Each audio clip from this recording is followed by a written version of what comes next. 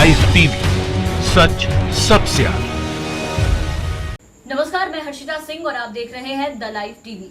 महाराष्ट्र में मंदिर खोलने को लेकर के हुए चिट्ठी विवाद से घिरे राज्यपाल और उत्तराखंड के पूर्व मुख्यमंत्री भगत सिंह कोश्यारी के सामने अब नई मुश्किल खड़ी हो गई है।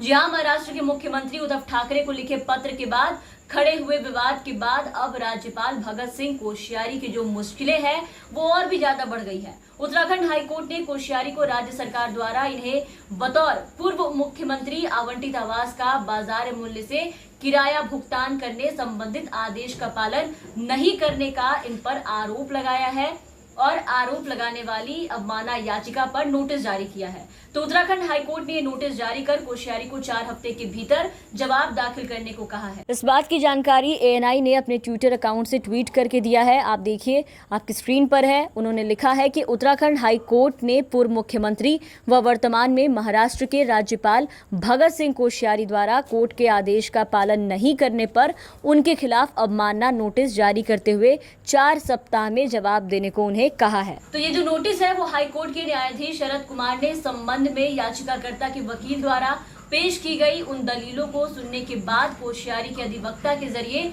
उन्हें ये नोटिस जो है वो जारी किया है। अवमानना याचिका में पूर्व मुख्यमंत्री कोश्यारी पर अदालत के आदेश का जानबूझकर अनुपालन नहीं करने का आरोप लगाया गया है। साथ ही यहाँ आपको बता दें कि 3 मई 2019 को दिए अपने आदेश में अदालत ने उन्हें 6 महीने के भीतर बतौर पूर्व मुख्यमंत्री आवंटित आवास का बाजार मूल्य पर किराए का भुगतान करने को कहा था, लेकिन भगत सिंह कोश्यारी ने अब तक इसे नहीं किया और अब इसको लेकर के ये एक्शन लिया गया है। इसके साथ ही याचिका में ये भी कहा गया है कि कोश्यारी ने अभी तक बिजली, पानी, पेट्रोल और तमाम तरह के जो बिल थे उनका भी भुगतान उन्होंने नहीं किया है।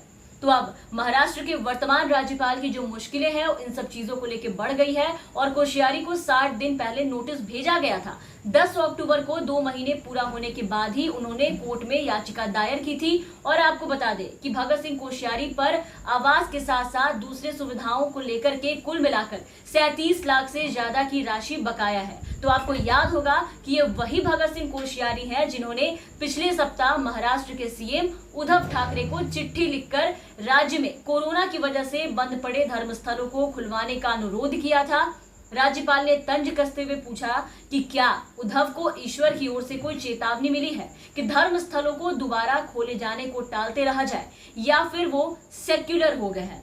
इस शब्द का इस्तेमाल करने के बाद विवाद बढ़ गया था, जिसके बाद महाराष्ट्र में राज्यपाल भगत सिंह कोश्यारी की चिट्ठी पर खूब बवाल मचा था, जमकर विवाद उत्पन्न हुआ। राज्यपाल ने अपनी चिट्ठी में सीएम उद्धव ठाकरे के हिंदुत्व पर भी हमला किया था। इसके बाद एनसीपी प्रमुख शरद पवार ने पीएम नरेंद्र मोदी को भी चिट्ठी लिखी थी। इसमें शरद पवार ने राज्यपाल भगत सिंह कोश्यारी पर निशाना साधते हुए ये कहा था कि कोई आत्मसम्मान वाला व्यक्ति अगर होता तो आज इस पद पर नहीं बना रहता। तो राज्यपाल के इस पत्र के बाद विवाद जो है वो काफी ज्यादा बढ़ गया था। इससे सबसे बड़ा सवाल जो है उस वक्त यही खड़ा हुआ कि एक संवैधानिक पद पर बैठा व्यक्ति क्या धर्म के आधार पर फैसला लेने के लिए सरकार को पत्र लिख सकता है, लेकिन इन्होंने लिखा था। खैर, देश में राज्यपालों पर अपनी पार्टी के हितों के लिए काम करने और राजभवनों को राजनीतिक अड्डे के रूप में इस्तेमाल करने की जो खबरें हैं वो अब बहुत ही आम बात सी हो चुकी है। अब जरा मुद्दे पे आते हैं। तो बात यह हो रही थी कि भगत सिंह कोश्यारी को नोटिस भेजा गया है। क्यों भेजा गया है? क्योंकि इन्होंने कोर्ट के नोटिस को नहीं माना है और इनके ऊपर 47 लाख रुपए का राशि जो है वो बकाया है और इन्होंने 60 दिन पहले भेजे गए नोटिस को भी नजरअंदाज किया है, नहीं माना था। बिजली और पानी का बिल तक भी पूर्व मुख्यमंत्री की ओर से अभी तक नहीं दिया गया है, जिसको लेकर के अब नैनीताल हाईकोर्ट ने आदेश के बाद भी सुविधाओं का बकाया जमा न करने पर महाराष्ट्र के राज्यपाल उत्तराखंड के पूर्व मुख्यमंत्री भगत सिंह कोश्यारी को नोटिस जारी किया है। और इन सब के बाद हाईकोर्ट ने 4 सप्ताह में जवाब जो है वो दाखिल करने के निर्देश भी दिए हैं। तो इन सब के बाद, इन तमाम विवादों के बाद देखना ये होगा कि कोर्ट की तरफ से ये जो उन्हें आदेश दिया गया है कि 4 हफ्ते के अंदर उन्हें जवाब देना है, तो ये देखने वाली बात होगी कि इन 4 हफ्तों में भी कोश्यारी जवाब देते हैं या नहीं, और उसके बाद अगर नहीं देते हैं तो इसके ऊपर कोर्ट क्या एक्शन लेती है। तो बहरहाल फिलहाल के लिए इस वीडियो में बस इतना ही। आप बने रहे हमारे साथ। अगर आपने अब तक हमारे चैनल को सब्सक्राइब नहीं किया है तो जरूर सब्सक्राइब कर दें, साथ ही बेल आइकन जरूर दबाएं ताकि हमारी हर अपडेट्स आप तक पहुंचती रहे और आप हमारे साथ बने रहे। धन्यवाद। लाइव टीवी, सच सबसे आगे।